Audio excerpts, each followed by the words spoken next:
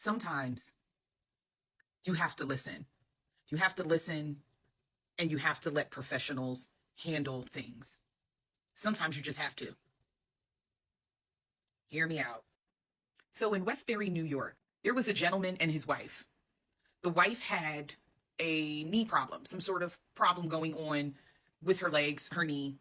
He was taking her to an appointment, their husband and wife, and she had needed to get an MRI on her knee.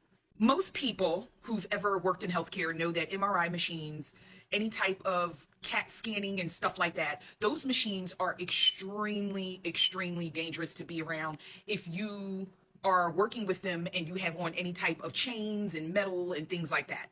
There is a reason why rules are in place and technicians who operate those machines have certain rules.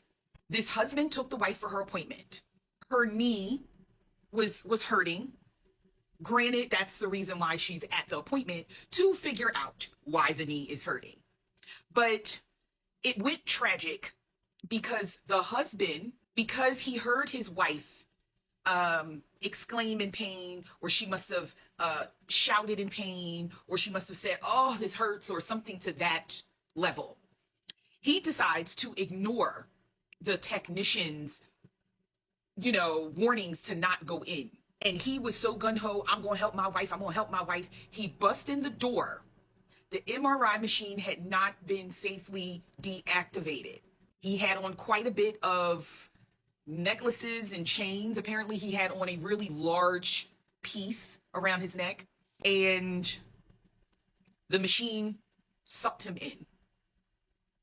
He did not expire at that time, but he did transition later due to his injuries.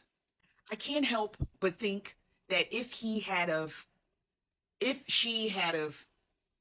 and I am saddened by this story. No one deserves to lose their life in that kind of way. That is a very harsh way to go because of what happens to you when you get sucked into an MRI machine and what it does to you. That I will leave you guys to Google. I will not explain it on here. But yeah, sometimes it takes you leaving it to the professionals. I understand they have built a system in this world that does not honor Black people as humans, and they do all kind of stuff to us, and they're not fair. But when you don't know, you don't know. And I also implore you to read, research, go look up the procedure that they say they're going to do. Look it up, inform yourself before you get there, because this could have been prevented. This tragedy could have been prevented.